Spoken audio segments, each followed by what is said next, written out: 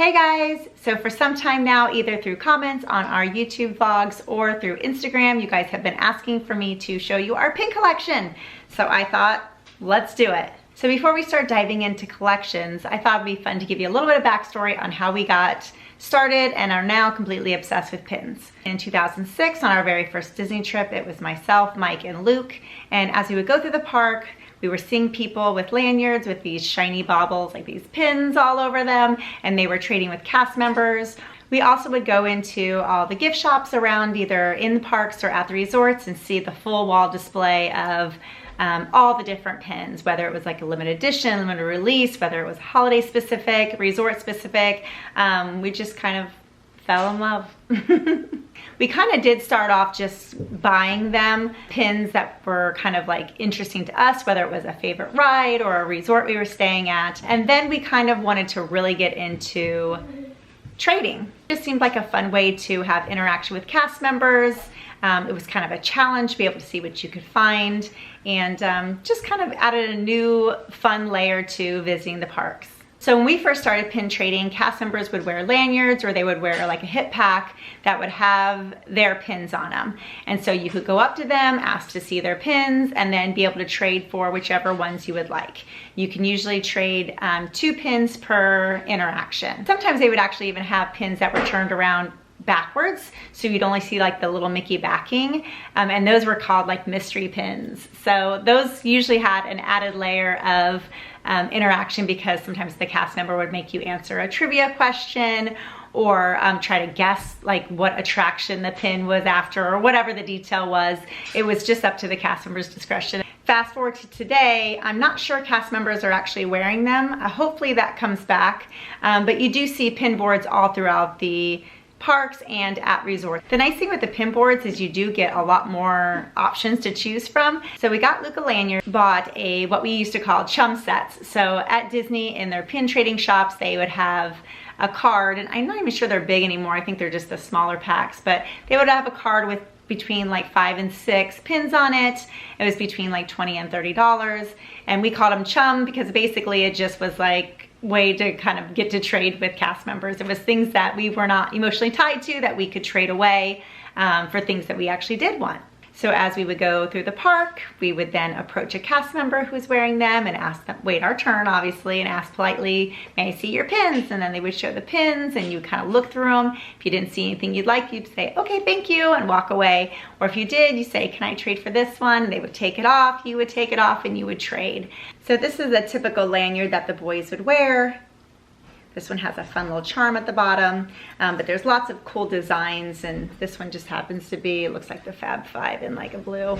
And I found this one actually had a pin on it, we never took it off. And when the boys were little, I just knotted the back, so that way when they were around the neck, I'll show you. Oops, I'm too close. But it wouldn't hang down, so when they're walking, they're gonna be knocking their lanyard around all the time. So I just kind of made it a little bit shorter. And then we put pins on there. Then throughout each trip, the kids kind of got tired of wearing lanyards.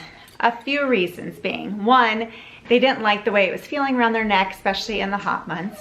2, they would easily lose pins because they were on here, and as they were running around and getting on rides and stuff like that, pins would fall off with these backings. So then Disney created, and I think they still have them, a really cool locking back mechanism. So it's a little gold pin, it goes on there, you put a little Allen wrench, and that secures it on here. But that's difficult when you're trying to pin trade, because now you have to pull out your little tool every time and try and get it off. It just became a hassle. And then the boys would have to take it off before every ride because they were afraid with it moving around they were gonna lose stuff. So I was constantly having to take their pins, put them in my bag, then they might fall off in the bag. It's just easier for them not to wear a lanyard anymore. So then we moved on to the pin trading book that actually is almost like a little crossbody or a little shoulder bag. So this is the smaller one, and you open it up and it has little spots for you to be able to put your pins in. I think it's also a protector for it over the front. So that was kind of a great way for the kids to keep their pins too. And then we kind of advanced to when we were at home, we did not have this display yet. So we were kind of putting them in bigger pin books. So let's see, I haven't opened this one up in a long time. So as you flip it open, it's got the protector, and then it's got the felt for you to be able to put all your pins in. And it has a cute little like emblem on it. And then because Luke was so hardcore, we ended up getting him this huge shoulder bag one. This is an old print that they used to have. Gosh, I wonder what year this is. I don't know. Yeah, if anybody knows, let me know what year you think this is. But this is huge. It has in the front like place for you to put like extra things, and then in here is all your individual little flaps. But yeah, this is pretty hardcore. And now we've kind of graduated to me just carrying my little Stony Clover patch bag. So I do in here keep, you guys are gonna know about this with me, old Splash Mountain Zippity Doo-Dah Ziploc bag, which, oh, look how faded it is. So these are pins that I have for traders. And then when I trade for them and the ones you want, I just put in here. And then when I get back to the room, I put them in a separate bag so they don't get ruined. But it's just easier now in the parks just to carry this, and I pull it out and I can hand pins to the kids and let them pick for whatever they want. Another little fun fact about us when we first got started is we love pins so much that we were really wanting to find out collections and like what other pins are in collections and things like that. And this was, again, probably 2006, 7, 8. Internet wasn't that massive as far as like looking for stuff, or at least I didn't realize you could actually look things up. So we bought a book. So this is a Disneyana Guide to Pin Trading. So it actually does explain to you like all about pin trading, and then inside it has like so many pins, all the different collections. And this one has probably a lot more like collector collections versus like cast member ones. I think these are ones that were like purchased. But it's fun to kind of look through them if you're ever interested in them. So the other issue I had is when we were trading so much, when I would go to the parks, I would trade for things I like, or the kids would trade, we would get home and realize, oh, we had already traded for that pin and we couldn't remember what we needed to complete our set. So I came up with a plan that might help us to eliminate getting duplicates and to help us complete our sets. And it's the smartphone. So what I did is when we would get home, I would find a pin that we liked, try to complete the collection. So I would take a picture of it, do a Google image search, and then it would pop up with what was in the collection. I would then screenshot that and then put it into an album into my phone, labeled pins. So this is kind of just gives you a little idea here. So if you notice here, I've got one that says Disney pins right here. So I'll tap on that, and that gives you all the ones I have. And to be honest with you, I do not have every single collection on here because that would be very overwhelming for my brain. So I just kind of do the ones where maybe I think I'm getting close, or the collections I'm super interested in. So just to give you some insight here, let me show you one of them. So the safety pin collection is like one of my favorites. Let's see, is it gonna be?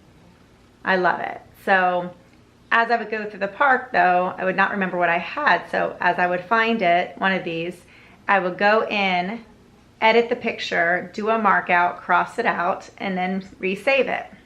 So that way I would know which ones I was actually looking for. It's usually what I'm doing then as I'm in line waiting, if there's a line for pin trading, I would kind of just scan through my pictures, scan the board, scan through my pictures and be like, oh yes, I did need that, or oh, I forgot I needed that. And just to kind of help me find things that I want. But again, that's probably like a deep dive into it. It doesn't have to be that major, and it wasn't that major for many years for us. It wasn't until we just kind of got, started going more often, and we really wanted to take advantage of like finding things. We always love a good challenge, so it was just fun being able to go through and find pins that we were looking for to complete our collections. So hopefully that gave you some insight as to why we love pin trading. Just like I said, adds another layer to fun in the parks. You get to come home with cool souvenirs. We like to purchase pins of the holidays when we're there, or the resorts that we're staying at, and it's just kind of, it gives us a fun thing to look at when we get home and walk through memory lane. So hopefully you guys have enjoyed this vlog. This will be a short series. I think as of now it might only be like another 3 vlogs, and then if you do enjoy it, comment below, and maybe it's something that I'll sprinkle in maybe monthly throughout the year. I know that I show you our pins with like merchandise hauls or on Instagram, but maybe we can dig in a little bit more to some of like the specific collections. So thanks so much for watching. Go live your DisGoals. Bye.